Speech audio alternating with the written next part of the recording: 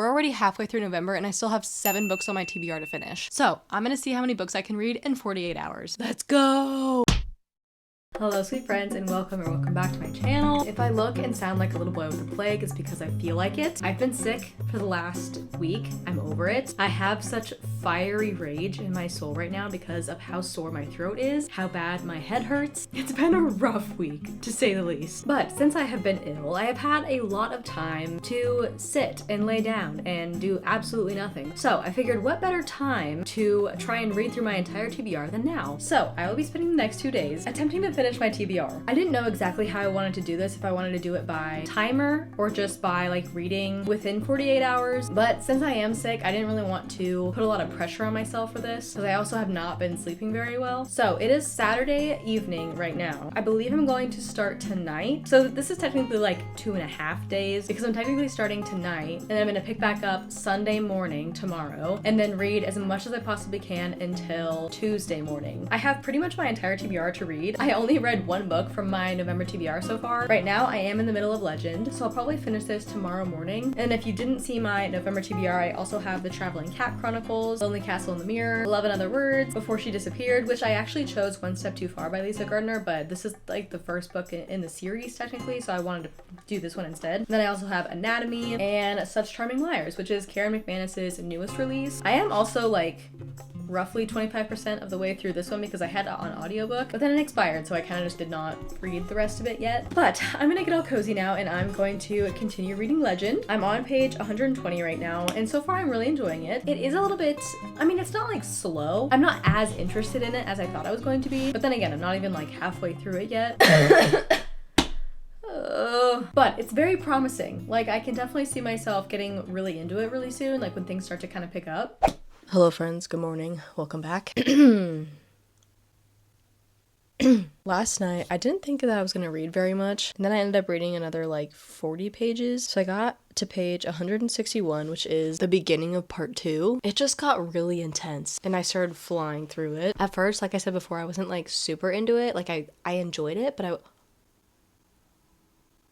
it's snowing. I don't think you can see it, but it's snowing. There's little flurries outside. Oh my gosh, that's so exciting. Anyway, back to what I was saying. I wasn't like super into it before, but I was still like intrigued. And I literally told myself last night, I said, I can definitely see myself getting like super into this very soon, like when things start picking up. And things started picking up pretty dang fast. It's so interesting too, because I feel like something like really important just happened. So now I'm really interested to see like how the other half of this book goes. To be honest, I'm not really understanding the world itself. I know that we're like in the US because they talk about like Los Angeles and Texas and like all these states. So I know that like geographically it's roughly the same, but then they also kind of talk about like different sections, I guess, and like I think it's districts? Not like districts like Hunger Games districts, but like, I don't know, there's like different sections. And I don't really understand the whole like hierarchy thing, but there's just still a lot that I do not understand about like how this world works. But I mean, I feel like that's not the most important stuff because we're really just following our 2 main characters, June and Day. Something sketchy is going on though. And like the military, I guess, that June is working for, they're definitely hiding something. I just don't exactly understand what yet. So I don't know, I'm very interested to see like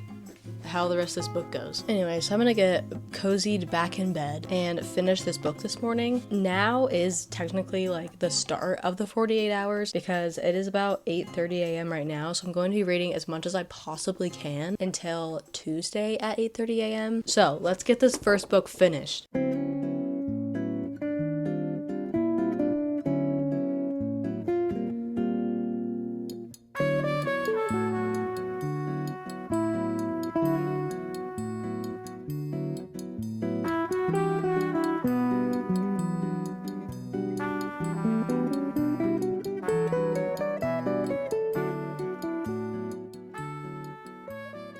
Hello friends, I just finished Legend and I think I'm gonna give it a 4-star. I feel like this book was pretty fast paced. It was really interesting, but I will say I feel like there was a lot of detail that was kind of missing that I would have liked, just with like the way that the, I guess, like government works, and there's these like trials that kids go to, and like I feel like everything was kind of just like surface level-y like thrown out there without actually like explaining how anything really worked. The plot itself, though, I feel like was pretty strong. I don't know, though, because I feel like the whole, you know, grab and like point of the story was there's these two people, June and Day, and the government is like keeping them away from each other for like a very important and specific reason. And I just feel like that reasoning wasn't very like crazy. Like, it honestly didn't even seem like the government was trying to keep them away from each other at all. I don't know, I just feel like it didn't really quite meet my expectations.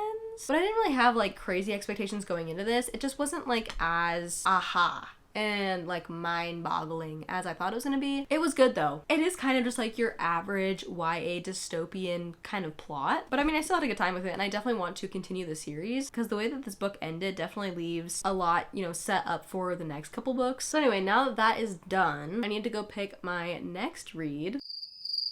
Apparently the store is just my favorite place to be right now because I've only left my house like 3 to 4 times within the last 7 days, and every single time it's been to go to the grocery store.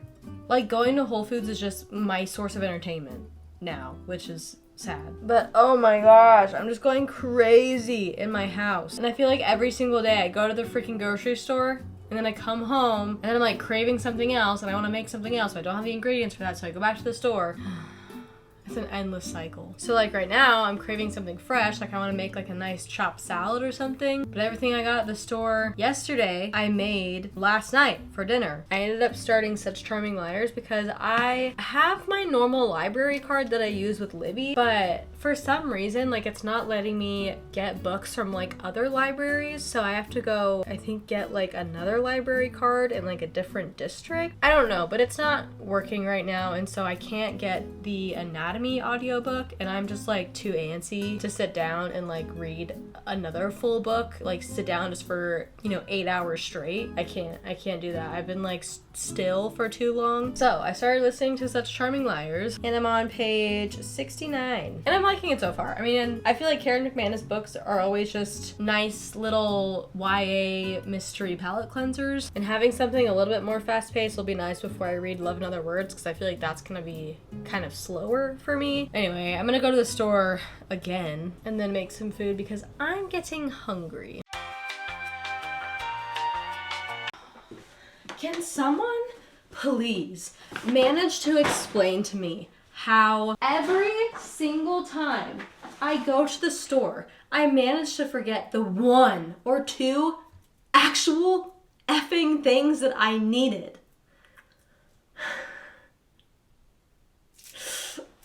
Every time. I kid you not. Every time I go to the store, I go there for a specific purpose with specific things in mind. I even write it down. I leave the store, I didn't get the things that I actually needed. And then, of course, because I barely left the house in 7 days, the entire time that I'm in the store, I'm just dissociating and my stomach hurts because of my anxiety. That could also be because I'm hungry. But for the sake of being dramatic, I'm just gonna go with it. I think I'm gonna make sugar cookies right now because I just need something sweet. I just need something to bring me joy right now. It's gloomy out, it's depressing. I'm like 90% sure I'm getting an ear infection because this ear, it's full. Like, I move it and I feel like I can feel liquid in there. And fun fact, this eardrum actually did rupture one time. That was not fun. So I fear that, I feel like I always have issues with this ear too. And I did have tubes in my ears when I was little. So I've just always had ear issues. I'm really hoping I don't have a developing ear infection though. I did get this oil. It's upstairs and I'm not gonna go grab it because I'm lazy. But I have this oil that is a mix of, it's like some kind of like olive oil or some kind of base. And then it has like tea tree, mullein, garlic, some other stuff. It's like a holistic ear health thing. And before, when I had an ear infection and they tried to pump me full of antibiotics, which I refused to take, I just put those ear drops in for like a week and my ear infection went away. So I'm telling you, that stuff works. Unless you have like a serious ear infection and you have like a fever and all that stuff from it, then you should probably be on some antibiotics. But I'm telling you, man, people these days, they just try to pump you full of antibiotics before even like trying to figure out what's actually wrong with you. And I get it, right? It's like a quick way to, you know, get rid of whatever may be possibly happening. But antibiotics also ruin your system, dude. They, at least for me, They ruin me. So I refuse to take them unless I like literally absolutely have to. Anyway, I'm gonna listen to my audiobook and make some cookies, and I will talk to you guys when I'm in a better mood.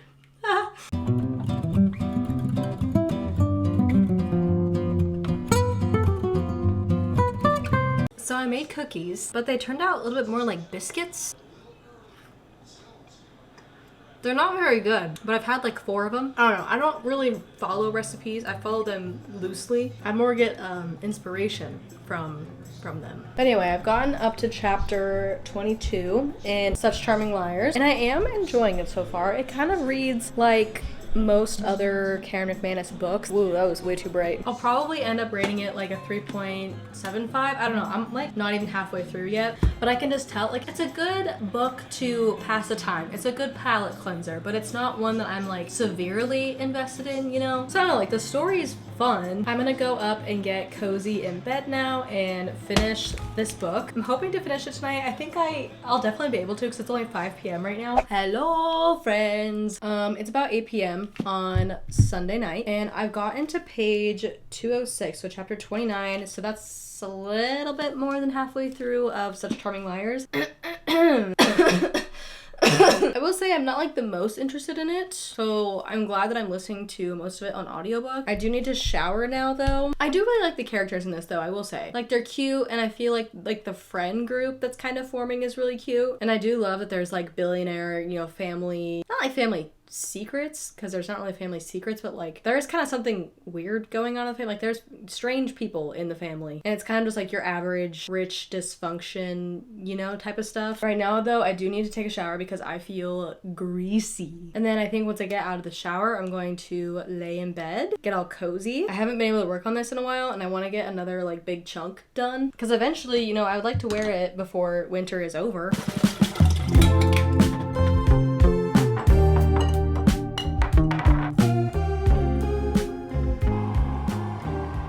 I am bringing you this morning's reading update from my unmade bed, which brings us to today's amazing sponsor, which is Helix. Helix Sleep has premium mattresses and conveniently shipped to your door. And if you're in the US, you get free shipping. We've been sleeping on this new mattress all week, and I will say, with being sick, I have not been sleeping very well until we got this mattress, and I literally have been sleeping so much better. It's just so comfortable. I feel like I'm laying on a cloud. Helix's sleep quiz matches you to the perfect mattress based on your body type and sleep preferences. This sleep quiz is actually really convenient because I feel like when shopping for mattresses, it can be really hard because you kind of just go off like what feels pretty good, but you might not know that certain mattresses are better for different sleep positions, and if you have back pain, if you get hot during the night, etc. So I just really love how personalized Helix's sleep quiz is, because by the end you know you're getting a mattress that is going to fit you and your partner best. Me and Danny are both kind of tossers and turners. I mostly sleep on my back, but have been sleeping on my side a lot more lately, and he kind of is just crazy all over the place. So we ended up getting the Helix Midnight Luxe, and we both get pretty hot when we sleep, so they have this really cool like cooling technology that has been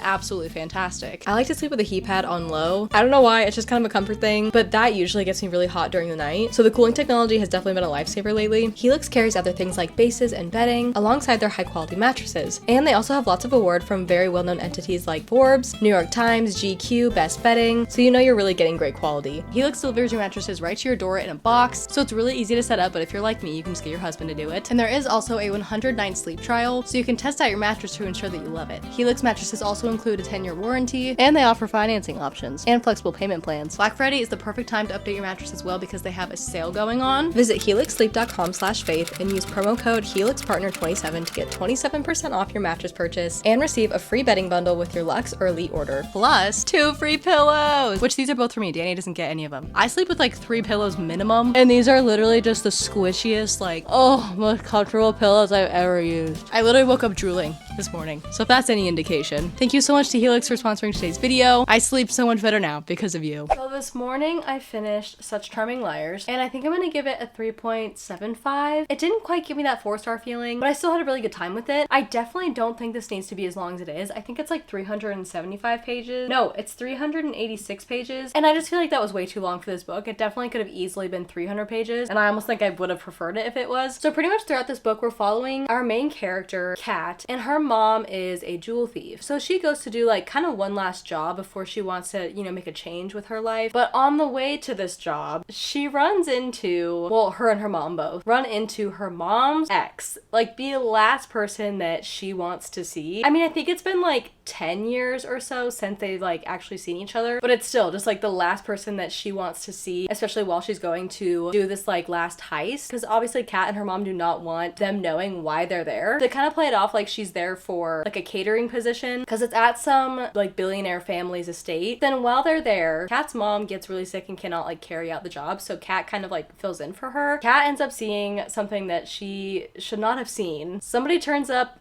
and so throughout the story we're kind of just trying to figure out like what happened to this person and like who is behind all of this, while simultaneously there's also a lot of like drama and things going on in Kat's life, and there's a lot of things going wrong with the job that they were supposed to do. I did, like I said before, really like the characters. I really liked the relationship between Kat, her mom's ex's son, and one of the kids of the billionaires. I think the story was fairly well done. There were a few points in time where I feel like the plot kind of got pretty slow, and then at the very end there was just like so many twists and turns, and there was like a lot more to it than I would have expected, and I feel like there was almost too much to follow, but it also kind of made it like fun and twisty. I think I like this book better than some of the other Karen McManus books that I've read. My favorites are the One of Us is Lying series, but all of her other books have been like 3.5 star reads for me. So this one was a little bit better than the rest of them for me. So now that that is done, I actually did end up already starting Love and Other Words. It's Monday morning right now. I have until tomorrow morning until like my 48 hours is up. So I'm gonna try and finish this book today, and then hopefully either start a new one tonight, and if not, I want to wake up early tomorrow and start a new one in the morning, because I really wanted to get at least 4 books read in this video, and this is my 3rd. I'm technically supposed to stop, I think, at like 9:30 tomorrow morning, so if I wake up around like 6 or 7 tomorrow, I'll at least get a few hours of reading time in, but I don't know, we'll see what happens.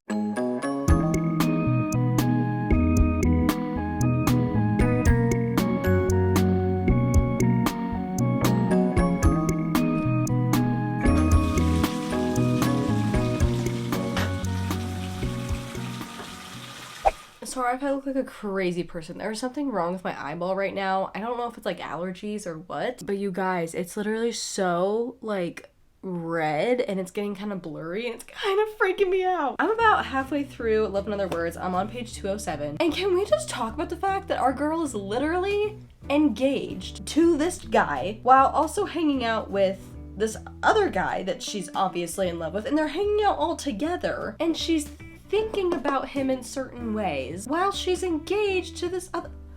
What is happening? This situation is so beyond bizarre in my head. Like, I get it because, you know, they've been friends for a lot of their life and they've obviously been very close for a lot of their life. So I could totally understand if she just like wanted him back in her life, like as a friend, and she was like, you know, happily engaged to this other guy, but no, like you're like unhappily engaged to this other guy, yet there's still so much, you know, depth of feelings and love for this other man that we're just gonna ignore right now. Like, oh my gosh, what? I know that eventually, and probably like sometime soon, I'm going to understand like what kind of tore them apart, but right now I am just like not understanding like the absurdity of this situation. I'm like enjoying this book because like I think that they're really cute and I really love like the whole friends to lovers thing, but to be honest, like going into this book I already knew that I wasn't a fan of second chance romance. I don't know, this whole thing is just so weird in my brain, and literally just like the way that her current fiance is like treating this entire situation, I'm like,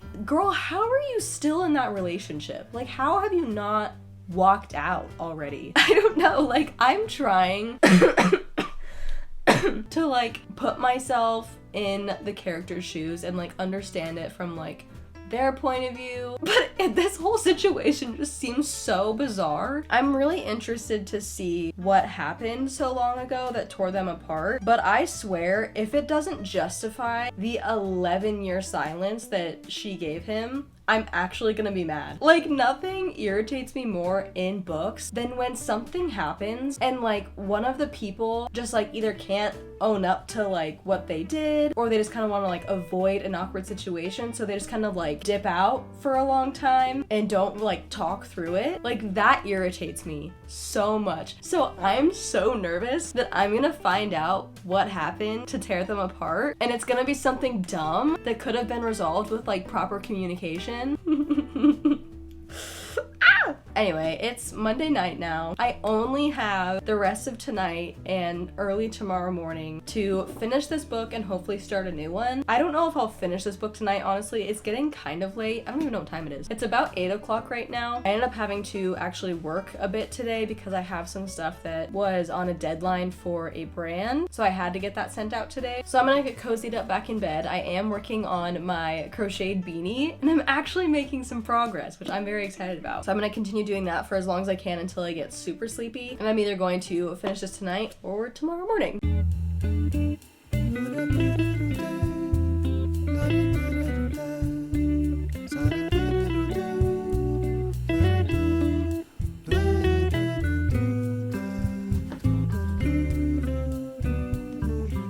You guys, I just finished Love in Other Words. I need to like ponder on this for at least another 24 to 48 hours. I don't even know like how to rate this book because I loved it and also hated so many parts of it at the same time. And I don't know how I have those feelings simultaneously. I loved their story. I loved them together. I love their chemistry. I love how they kind of like grew up together. They learned together. But I don't know. When I found out like what happened, when I found out what happened on his side, pissed. BS, that was so dumb. After doing some reading, I don't know if this is true or not, but I did find out some stuff about like what happened with like on Elliot's side, and my mind has changed a little bit because now I kind of understand and I actually feel very heartbroken for him, because if that is the case, if you haven't read it, you probably don't know what I'm talking about. But like at first, I just thought that he just got really stupid and just like did something really stupid. But after doing some reading and stuff, I think that something actually like happened and I don't even want to think about it. But when I found out what happened on her side, like within that same timeline, totally understandable. Like I felt so much for her and I genuinely, like my heart broke for Macy and just for like everything that she had to go through. But I still just don't, like I kind of understand like how that would kind of like get you to a point where you would just, you know, like step back. But like for 11 years, come on. And there's like literally just no way that he had no idea of any of it. I don't know, like I get it, but at the same time, I don't at all. Like you say that you can't even like imagine a life without this man, and then like some stuff happens and her feelings are completely and totally valid, but like 10 years, come on. Like I feel like after like a couple years, you'd be like, okay, I should probably reach out to this person because I obviously still love him and there is a lot that he doesn't know and there's a lot like I need closure. Like I feel like that is kind of realistic, but to go literally 10 years and then just like pick up where you left off, like that was a little bit absurd to me. I don't know, but I did really love the story. The whole beginning though with like her fiance and his girl, like I don't know, in the whole like girlfriend with Thanksgiving and that whole thing was just so bizarre. But oh my gosh, I have so many mixed feelings about this book. It was really good though. Like I don't know how to rate it because I just don't, like I have so many feelings about it. It's not a 5-star, but it's definitely like at least a 4. I think also I just personally don't like emotional romance books. Like I really like rom-coms and like funny, light, fluffy stuff, but I just feel like I've personally gone through a lot of BS and just like a lot of really rough stuff when it comes to like relationships that I don't like reading about these things because it just like triggers all of these emotions in me that I would rather not relive. It is about 10 o'clock, so I think I'm going to go to bed now because I'm getting sleepy. But I do definitely want to wake up early and start another book. I think I'm going to start Anatomy and just read as much as I can of the physical book. I wanted to try and get it on audiobook, but I don't think I'm going to be able to. So I'll check back in the morning.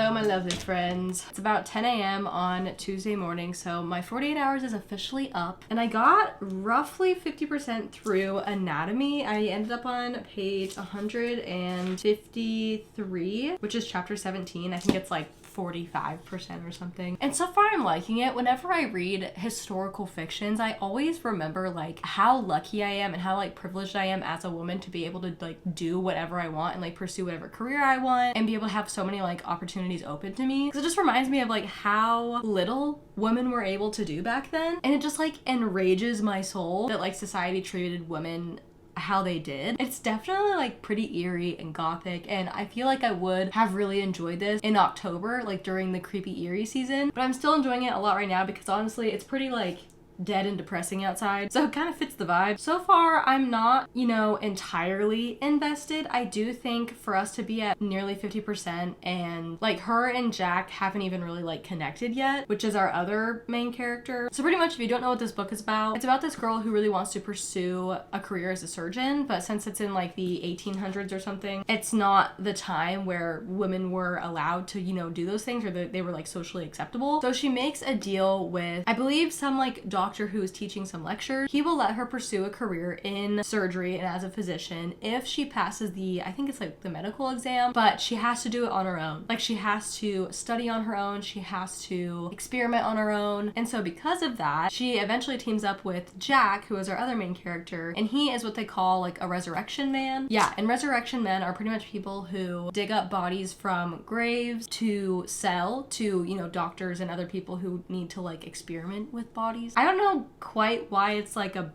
black market type of vibe, but yeah, we're already nearly 50% and they haven't even like met up yet, so I still feel like the plot is like just getting started, which is kind of frustrating to have at 50%. So I don't know, the book is just moving pretty slowly, but I'm also like not interested. Even though my 48 hours are up, I still think I'm going to finish this book and update you guys with my final thoughts. I'm probably gonna finish it in the next couple hours, but technically within like a 3-day period I did finish 4 books, so I feel very accomplished for that. After I finish anatomy, the only books on my TBR will be the Traveling Cat Chronicles, Before She Disappeared, and Lonely Castle in the Mirror, which I think I'm going to read before she disappeared next. If I get my entire November TBR read before the end of November, I'm going to be so proud of myself, and this will be the first time literally ever in my reading career that I read my entire monthly TBR. Am I gonna do it? I might do it.